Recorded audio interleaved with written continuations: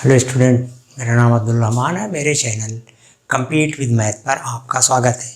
हम लोग NCERT class 10 math की प्रश्नावली 3.5 कर रहे थे। आज हम चौथे का तीसरा पार्ट, सवाल नंबर 4 का 2 पार्ट कर लिए थे, आज तीसरा पार्ट करेंगे। प्लीज सवाल पढ़ें। यश ने एक टेस्ट में 40 अंक अर्जित किए। जब उसे प्रत्येक सही उत्तर पर 3 अंक मिले तथा अशुद्ध उत्तर पर 1 अंक की कटौती की गई। यदि उसे सही उत्तर पर 4 अंक मिलते तथा अशुद्ध उत्तर पर 2 अंक कटते तो यश 50 अंक अर्जित करता। टेस्ट में कितने प्रश्न थे? हाँ, देखिए 40 अंक उसने पाए, सही उत्तर पर उसे 3 अंक मिले और गलत उत्तर पर 1 अंक काट लिया गया, 1 नंबर काट लिया गया। कह रहे हैं उसे सही उत्तर पर 4 अंक मिलते और गलत उत्तर पर 2 अंक काटे जाते तो उसे 50 अंक मिलते। तो कितने प्रश्न थे ये बताइए। माना x सही उत्तर और y अशुद्ध उत्तर थे, गलत उत्तर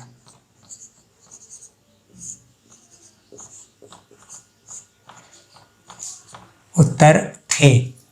तो देखिए सही उत्तर पर आपको 3 अंक मिले, एक पर तो x पर 3x गुणा हो जाएंगे और y अशुद्ध उत्तर थे तो y का नंबर y ये इतने कटे तो इसमें से ये कटे तब आपको 40 नंबर मिले। फिर देखें, कह रहे हैं यदि 4 नंबर सही उत्तर पर मिलते, एक उत्तर पर 4 नंबर मिलता तो एक उत्तर पर 4 से x में गुणा करें 4x और 2 नंबर कटते एक उत्तर पर तो y उत्तर पर 2y कट जाते तो बराबर ये आपका 50। 2 से आप सब में भाग कर दो तो 2 दूनी 4, 2 एक कम 2 बराबर 2 दूनी 4, 2 पंजे 10, ये आपका दूसरा। अब समीकरण को आप हल कर लें तो आप सीधे देखें 2 में से 1 घटाने पर 3x y बराबर 40 के। हाँ, अब देखें इसको घटा लें तो 3x से 2x गए, ऋण x बराबर ये ऋण 40 से 25 घटा देंगे ऋण 15 तो x बराबर 15 के। फिर आप x का मान किसी भी समीकरण में रख लें।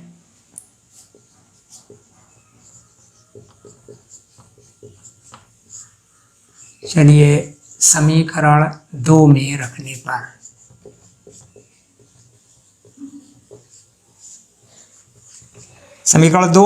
पर तो समीकरण 2 है आपका 2x माइनस वाई बराबर 25।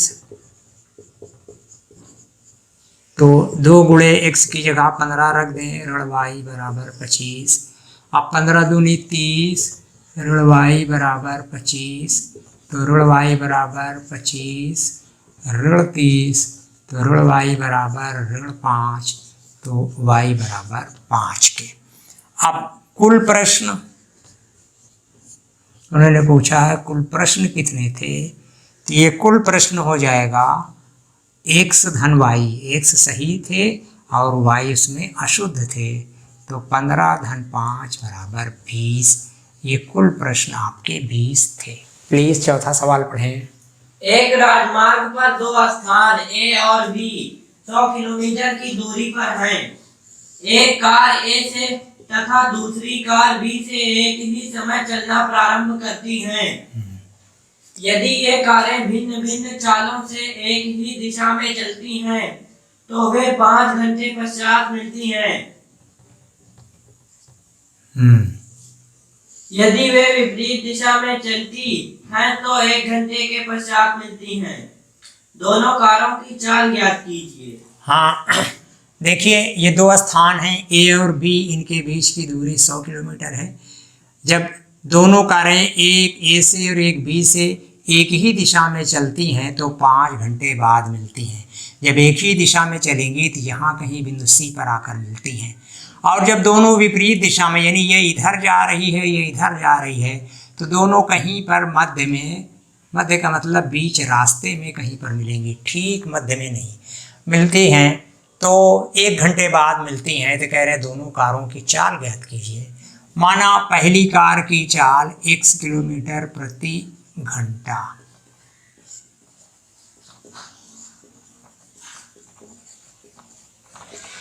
x किलोमीटर पर आवर, और दूसरी की चाल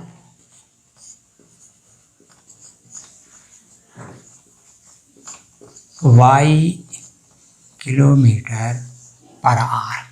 तो पहली स्थिति में देखें, जब दोनों एक ही दिशा में चलती हैं तो 5 घंटे में मिलती हैं। तो पहली द्वारा 5 घंटे में चली दूरी, पहली द्वारा 5 घंटे में चली दूरी 5x, दूसरी द्वारा 5 घंटे में चली दूरी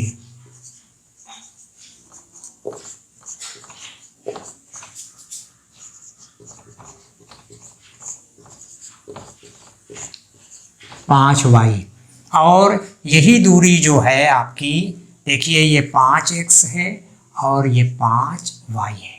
ये दूरी आपकी 5x है, ये दूरी 5y है। तो आप देखें ये दूरी 100 किलोमीटर ज़्यादा है, यही 100 किलोमीटर इसमें ज़्यादा है 5x में। तो आप इसको 100 दे दें तो दोनों बराबर हो जाएंगे। देखिए ये इतनी दूरी जो 5y दूसरी कार चली है, ये 100 किलोमीटर कम है इस वाली से, तो आप इसको 100 दे दें तो समीकरण आपका दोनों का बराबर हो जाएगा। 5x बराबर 5y बराबर 100, 5 से भाग कर दें तो x माइनस वाई बराबर 20, ये आपका पहला समीकरण। फिर आप देखें दूसरी स्थिति में, जब एक दोनों को विपरीत दिशा में चलती हैं तो 1 घंटे बाद मिलती हैं, तो बीच में कहीं, तो पहली द्वारा चली गई दूरी x, दूसरी द्वारा चली गई दूरी y, दोनों को जोड़कर ये 100 किलोमीटर है, ये आपका दूसरा समीकरण है। दोनों समीकरणों को जोड़ दें, 1 धन 2, x में x से जोड़ देंगे 2x, y से y घट गया, 100 में जोड़ दिया 20, 120, तो x बराबर 120 बटे 2, 2 छंग 12, 2 सिफर सिफर, तो ये x यानी पहली की चाल 60 किलोमीटर प्रति घंटा। अब x का मान किसी भी समीकरण में, चलिए पहली में दूसरे में रख रहे हैं, 2 में रखने पर, तो है x प्लस वाई बराबर 100।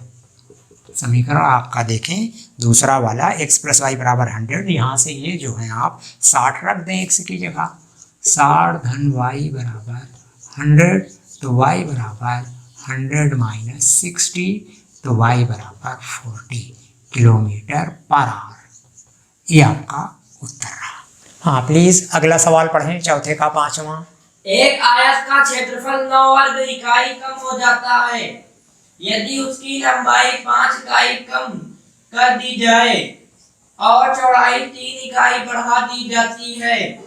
यदि हम लंबाई को 3 इकाई और चौड़ाई को 2 इकाई बढ़ा दें तो क्षेत्रफल 67 वर्ग इकाई बढ़ जाता है। आयत की विमाएं ज्ञात कीजिए। देखिए 9 वर्ग इकाई क्षेत्रफल कम हो जाता है, यानी जब उसकी लंबाई में 5 इकाई कमी कर दी जाए और चौड़ाई में 3 इकाई बढ़ा दी जाए। और कह रहे हैं अगर लंबाई और चौड़ाई दोनों क्रमशः 3 और 2 बढ़ाए जाएं तो 67 वर्ग इकाई बढ़ जाता है। तो कह रहे हैं उसकी आयत की विमाएं, लंबाई चौड़ाई ज्ञात कीजिए। माना लंबाई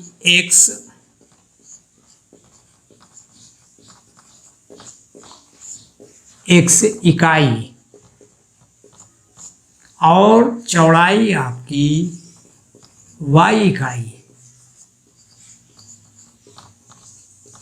तो क्षेत्रफल हो जाएगा आपका, लंबाई गुणे चौड़ाई होते हैं आयत का क्षेत्रफल, xy वर्ग इकाई, ये आपका क्षेत्रफल रहा। अब उनकी पहली शर्त देखें कि 5 इकाई कम कर दी जाए, लंबाई 5 इकाई कम कर दी जाए तो ये x माइनस 5 हो जाएगी, और चौड़ाई 3 इकाई बढ़ा दी जाए तो y प्लस 3 हो जाएगी। तो क्षेत्रफल 9 कम हो जाता है। पहले क्षेत्रफल आपका xy था, अब ये 9 कम है तो इसमें से भी 9 आप कम कर दें तो दोनों बराबर हो जाएंगे। अब आप देखें गुणा करें, x से y में गुणा xy धन 3x, ऋण 5 से ऋण 5y, ऋण 15 बराबर एक्स वाई माइनस 9। इस एक्स वाई को इधर आप ला लें तो ये एक्स वाई धन 3x ऋण 5y ऋण एक्स वाई बराबर ऋण 9, ऋण 15 उधर गए धन 15, ये आपका घट गया तो ये हुआ 3x माइनस 5y, 15 में से 9 गए 6, ये आपका पहला समीकरण रहा। फिर कह रहे हैं कि दोनों क्रमशः 3 और 2 बढ़ा दिया जाए, तो इसमें लंबाई में 3 बढ़ेगा और चौड़ाई में 2 बढ़ेगा। तो पहले क्षेत्रफल आपका एक्स वाई था, अब 67 बढ़ गया तो इसमें अब बढ़ा है ये, तो इसमें आप 67 जोड़ दें, ये रहा, गुणा करें तो ये हो जाएगा एक्स वाई धन 2x और ये हो जाएगा धन 3y धन 6 बराबर एक्स वाई धन 67 के। अब इधर ला लें एक्स वाई धन 2x धन 3y ऋण एक्स वाई बराबर 67 ऋण 6। अब एक्स वाई से एक्स वाई घट गया, ये हुआ 2x धन 3y बराबर 61 के, ये आपका दूसरा समीकरण।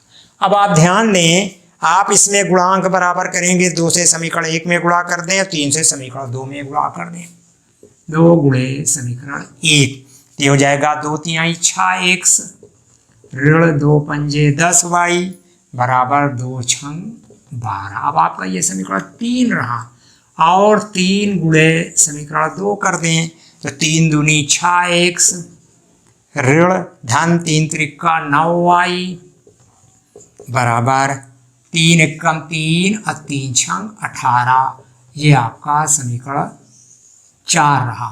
अब 3 से 4 घटाने पर विलोपन होगा, आपको पीछे बताया गया है, जब जिन पदों का आप विलोपन कर रहे हैं, जिनके गुणांक बराबर होते हैं उन्हीं का विलोपन होता है, और अगर उनके चिन्ह समान हों, देखो ये भी धन है ये भी धन है, तो घटाने से विलोपन होता है, घटाने में नीचे वाले पदों के चिन्ह बदल जाते हैं, तो ये आपका घट गया, और ये ऋण 19y बराबर, ये भी घटेगा, 3 में से 2 गए 1, 8 में से 1 गए 7 और 1 ऋण, दोनों तरफ से ऋण हटा लें तो y बराबर, याद चले रखे रहें, ऋण 19, ये कट गया, 19 नवैया 171, तो y बराबर 9 इकाई, ये आपकी चौड़ाई रही। आप किसी भी समीकरण में मान रख लें, चलें पहले में मान रख देते हैं, या चलो दूसरे में रख देते हैं।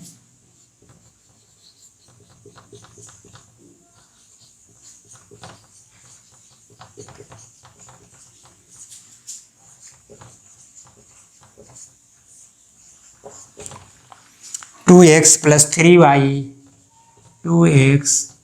3y बराबर 61 के, तो ये हो जाएगा 2x धन 3 गुणे 9 बराबर 61 के, तो 2x धन 27 बराबर 61 के, तो 2x बराबर 61 ऋण 27, तो घटा लें आप, 11 में 7 गए 4, 5 में 2 गए 3, तो x बराबर 34/2, 2 एकम 2, 2 सते 14, 17 इकाई। तो लंबाई आपकी 17 इकाई और चौड़ाई आपकी 9 इकाई आई है। बस स्टूडेंट, ये प्रश्नावली खत्म होती है। अब अगर आपको मेरा ये वीडियो पसंद आया तो प्लीज़ इसे लाइक करें, दोस्तों के साथ शेयर करें और चैनल को सब्सक्राइब अवश्य करें, इससे हमारा हौसला बढ़ता है। Thank you.